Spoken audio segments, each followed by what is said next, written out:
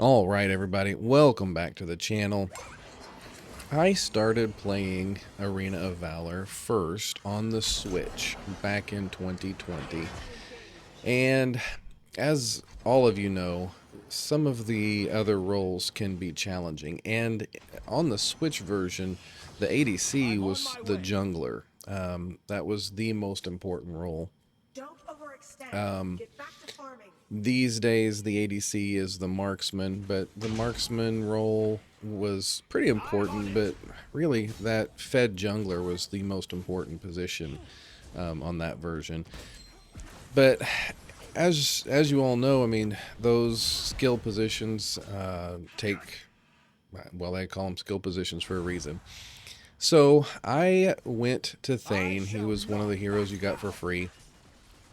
I wasn't really sure I was going to keep playing the game. I just was trying to figure out something to do with my time, since we had a whole bunch of it, couldn't do anything else. And my brother-in-law and his brother and a few others had some availability, and so we got on Zoom and played AOV, so we could all chat and talk and do all the things. And I played Thane. He was my main hero for a really long time, and I actually this match got me to thinking about how much Thane I played, and I fired up the Switch to see. I'm actually going to make a second video that just kind of runs over those numbers of how much I actually played. But it was over 1,300 games of just Thane, and I had gotten pretty good with him, I feel like. This match that you're watching here is the 8th game that I have played since I started playing Arena of Valor on mobile, which now has been almost a year and a half. 8th game in over 1,000 games. So to say that I'm rusty on Thane is an understatement. And to say that I don't quite have a feel for him on the mobile version is also fair to say. So this is a pretty fun game. I am playing with Henrik. He's the Irie in the bottom lane. And we don't know any of the other heroes or any of the other players here. We don't have anything to do with any of them. And I get my sea legs after a while. You can see some of this early gameplay is not particularly smooth. I'm missing a lot of my charges and don't really know what to do. I think there's a few of my ults that go the wrong direction, a few other things like that. So it takes me half the match just to get my sea legs under me. I'm on my way. But it was a really fun game, and I wanted to share it with you guys. And considering that I used to main Thane, I really found this enjoyable. And Thane is top tier still. His passive is fantastic. We'll run over some of his kit, actually. Let's just do that now. First of all, his passive, when he gets below 30% health, he regens 25% of his HP over 8 seconds or something like that. So that passive is great. As long as it's up, you can see that it's on cooldown right at the moment down there at the bottom, above Flicker. It's a 90-second cooldown, I believe. And well, you don't quote me on that one. But his passive is great. You can get in the middle of a fight. People think they're going to kill you. As long as they don't have Death's Curse, I don't really know how badly Death's Curse affects that. You have quite a bit of sustain. You can get out of a fight most of the time. So that's his passive. The other part of his passive is every time he uses an ability, he does additional damage with his next basic attack. You can see throughout this, I didn't actually know that for whatever reason. That was not in my memory banks. And you can see a lot of times I will go from S1 to S2 and not put that basic attack in there. If you want to do the most damage, that's the chain you do for CC. S1 straight into S2. If your team's around, you just saw me check the cooldown on my passive, my heal passive. If your team's around, going straight from S1 to S2 is probably the best, because you can lock down that hero and let your team clean them up. If you're by yourself or clearing minions, you do want to put that basic attack in between your abilities. So that's his passive. I'd go the wrong direction here, and I think Caffeine pays the price. And they dive me, and they get me too. You know, like I said, I'm still getting my sea legs. So his S1 ability is that push. It's a 4-tick push. It does damage for each tick as long as it hits a hero, an enemy hero. And then at the end, there's a knock-up. So that is his S1 ability. He, it's pretty good for, again, crowd control. His S2 ability is good for mobility. You can kind of dive in amongst a few heroes, and it also, when he lands, gets a CC. It gets a little knock up there. And like I said, the way I usually play him with the sequence of events, I'll do. You can actually play either way. If you've got a group fight nearby, you can S2 in and then S1 out, pulling people with you, trying to break up the group, trying to separate people. Or if you're trying to group people up, you can push one person into a group of people. If you've got somebody like Natalia that does good AoE damage or something like that, push people together, try to group them up, and then S2 immediately and stun them and keep them in place. It's really very versatile, not anything that's too particularly crucial with him there. His S3 ability, he charges up his sword, and after charging, smashes it down, doing true damage. Now that's the real kicker for his S3 ability, is that true damage. So that is a rundown of his abilities and kind of how to play him, really. You'll see that for the rest of the match. I will start commentating on the match itself. Like right here, I smash over the wall, and my next basic attack does 445 damage. Jungle Creep still had quite a bit of life left on him, but I was able to take him out because of that bonus attack. And there, my ult went the wrong direction again. And stupid Krignak comes in and takes me out. That was terrible. Could have played that a much better, but like I said, I'm still getting used to the hero and trying to figure this out.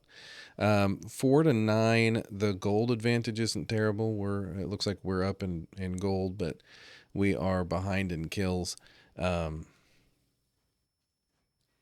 I'm respawning at the future. In future deaths, there's going to be a few. I will likely cut the future deaths out just to make this a little bit shorter. But that last one caught me off guard. I'm still chatting. So I think I die a couple of times in pretty quick succession here. I make some pretty dumb choices. There's one. I can't remember if there's another one. But at this point, this is the point in the match that I start trying to figure out who's doing good. You can see I'm checking the match history there. I've decided that I've lost my way in this match, and I need to find somebody that's doing really well to support. I decide that at this exact juncture, it's Caffeine, and I try to just stick near her for now. You can see later in the match, I start following Henrik around with that Irie just because I'm trying to figure out who's doing the most to benefit this match.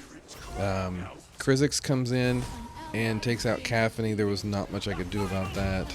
And Volcath gets away.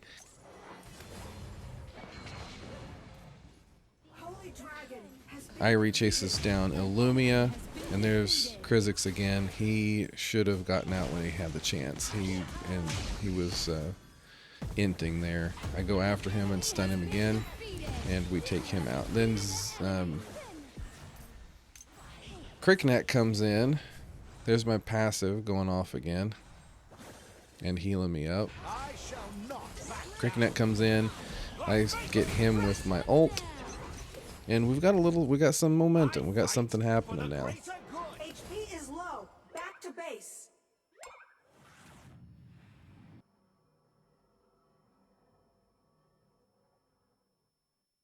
Your team has destroyed a tower. I'm on my way.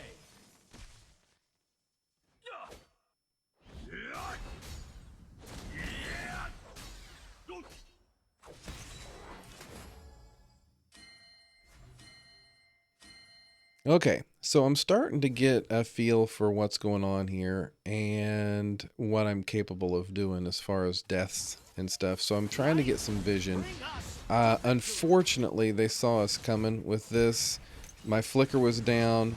My jump didn't work. Everything went wrong here, and I was trapped. There was no getting out of that. Everybody's trying to get me to retreat, and I was just stuck on that wall. There wasn't any getting out of that. I'm not really sure what was going on. Yenna's punish is not on cooldown.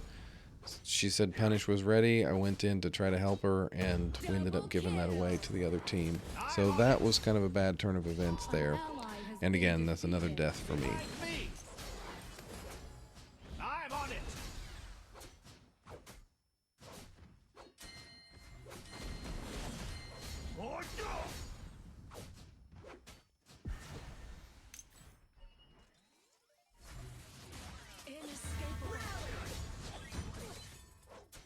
I'm on my way.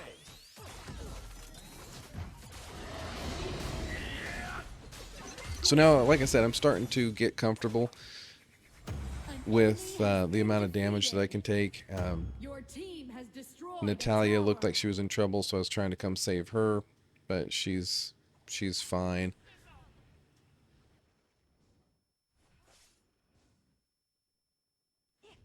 Victory draws near.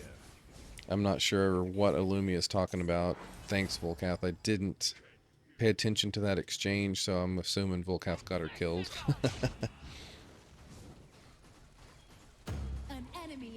Irie's doing good. We ran Krizix off. I'm trying to stay with Caphany. I'm on my way. Blocking for the Abyssal Dragon. I'm on it. Holy Dragon has been defeated. Truly, this is divine. Clear these minions and then go catch my team. Now my team, I feel like, is getting in trouble here. There's a little bit of a skirmish breaking out. I'm trying to catch Volcath. He's running around though. He's kind of immune, death immune, but not... He's immune to dying, but he's not immune to losing his health. So my ult, with everybody else, was perfectly timed, so that when his death immunity was gone, he was gone. And now I'm trying to clear these minions, trying to make some waves here, but Cricknet can get me. I have a little bit more mobility, and I still had flicker in my pocket. He's still trying. He's still trying to come around and get me.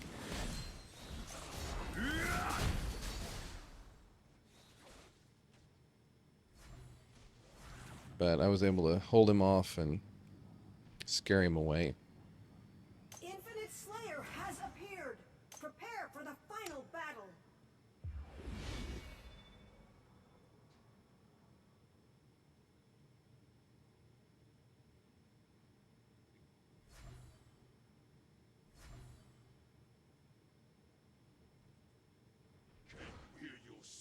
I see Cricknet's icon on the bottom. I'm trying to make sure he doesn't sneak up and get anybody.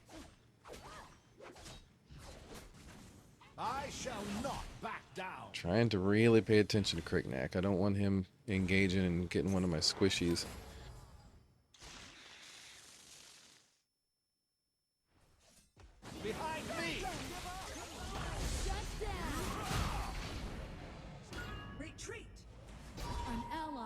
been defeated.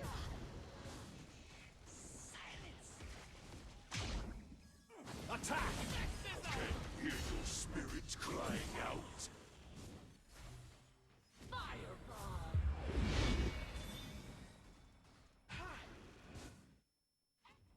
Now here I see Cricknack in the bottom lane. I didn't expect Valheim to try to be doing Slayer by himself, and Cricknack's almost dead. I tried to jump the wall, missed the wall. Tried to hit him with my ult. He was expecting that. Now I get the wall, but he's gone. That was a total mess up of trying to. Saw his low HP and I was so excited, and just messed everything up. But if I had not panicked at first and gotten over that wall, that'd have been a different exchange. So then he gets away and they get the Slayer again, and this game just is not looking like it's going well.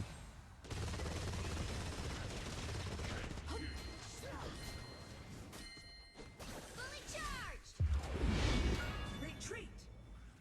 Clear the minion wave!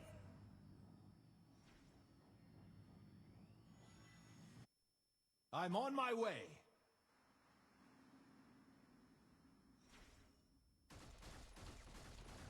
Demon Shuriken! Oh, no! Sin! I'm on it. There was a perfectly timed ult and a really well done flicker. I was able to get out of harm's way. I felt pretty good about that exchange. I think we come out on top in that one. But here I am trying to get this stupid minion. Watch how long it takes me to get this minion. This was the problem I had playing Thane in the Switch version. He just doesn't do any damage in the long run. I mean, watch this. Get my ability on him, get my ability, hit him. He's got like no slivers left. I don't even understand. But then I don't even understand what's going on there. But I had to just walk away. I'm like, dude, just die already. But I had to walk away, get my health. I'm checking the scores and checking the gold, trying to make sure Caffeine's still doing best on our team. And I'm coming back to find her and try to protect her.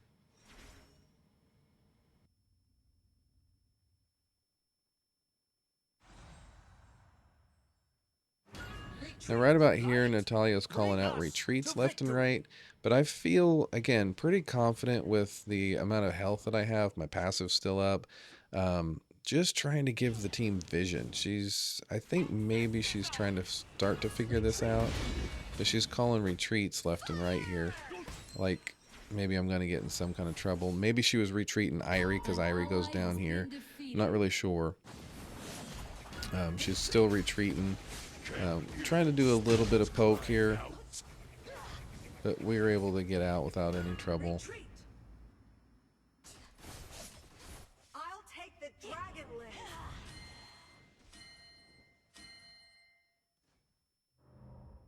Behind me. Hear your spirits crying out. Our base tower is under attack.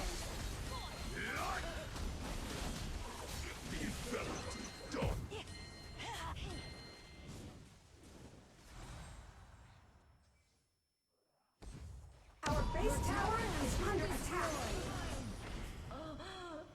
Ultimate. So we lost that bottom tower. My passive is down. It went out during that last exchange. Cricknack again gets away on a sliver of health. And I see him up here. I see him up here, and I'm he baits me in. I really feel like I should be able to get him, especially if I can get my ult on him. But he's just fast. He's faster than I am. I should have ran away. As you can see, somebody's pinging me. Enemy ultimate. An enemy And has been I defeated. do realize that was a mistake. I don't make that kind of mistake again. Retreat. And just try to... And I got a long death timer, so I'm suddenly aware of how bad it is. I don't know what that means. The Volcath was speaking something Portuguese, I guess. But my death timer's coming back. That top lane is in trouble, and everybody's taking the Dark Slayer here. But my death timer comes back just in time that I push these minions away, and we're able to protect our tower a little bit. If Valheim was there, we might have been in trouble. But Valheim wasn't there. Cricknack is chasing down Caffany and gets her. And again, he's just... I'm trying to just get some vision for people, trying to watch our buffs, and just trying to do my job as the tank support. There's an Invis Volcath. I see him coming around. But it's really in my head right now that I just need to protect people. I need to not go off on my own. Don't try to chase down a Cricknack. I'm really trying to pay attention. I see Henrik is here. Caffany is still on cooldown, so I'm just following Henrik around, trying to protect my second best player. Yenna's getting caught out and dies. And then Irie gets caught out as well. I get up there and I'm trying to protect her. And I missed my flicker that time. See, I wasn't able to get over the wall. That time I went in trying to protect and got myself killed. So that's that right there, 45-second death timer, 46, 47, whatever it was. That hurts. I am now extremely trying to pay attention. Volcath gets away on a sliver of health, but Cricknack goes down. So, as the tank, as the support, I'm trying real hard not to die and protect people, but making good choices, knowing when to let somebody die is also something you need to figure out. Because you can't always protect everybody, and then being down for 47 seconds hurts your team. Illumia dies to the super minions. At this point, at the 20 minute mark, if you look at the timer, it's nighttime now, and everything has so much more damage. All the minions hurt. They've got health. They're hard to get taken out. The nighttime minions are tough. We don't have any minions pushing with us. Somebody's telling us to attack, but there's nothing here to attack with. So we're just kind of giving people trouble. Cricknack's around, Valheim's around, so we got to be careful. And there's Cricknack in the back. I tried to catch him. My ult didn't do any good there, but I saw him, and I just went the wrong direction. Didn't quite anticipate his movement there. But that was something I was trying to do to protect people and to try to catch him in his dash. Volcath goes in and is doing some work, but we get him stunned and he goes down as well. Natalia's up here. Oh man, I wanted that Valheim, but I couldn't get him. Settled for Illumia. Push these minions in just so that our minions would get in the circle and we could do some damage to the tower. Had we not moved those minions inward, we would not have been able to do tower damage as much. And this is one of those instances I don't believe Natalia gets out of this in the long run. She won't get out of there. And there's nothing I can do. I'm low on health. I still have my passive, but I'm not saving her, and I need to save my passive and my life just to go back and defend the base. So I'm not sure if Valheim's pushing with these minions. I didn't really expect him to be there that quickly. But I saw him come up. I was like, oh crap, is Valheim going to be right behind him? But he wasn't. So I was able to recall safely. Get some full health. I've got my magic shield. I've got the medallion of Troy's up. I've got my passive. I've got all of my things. The flicker's the only thing off of cooldown right now. They said to attack, so I jump in, but everybody's there. Enemy has been But defeated. Yenna and Caffany together were able to hold off Cricknack and take him out.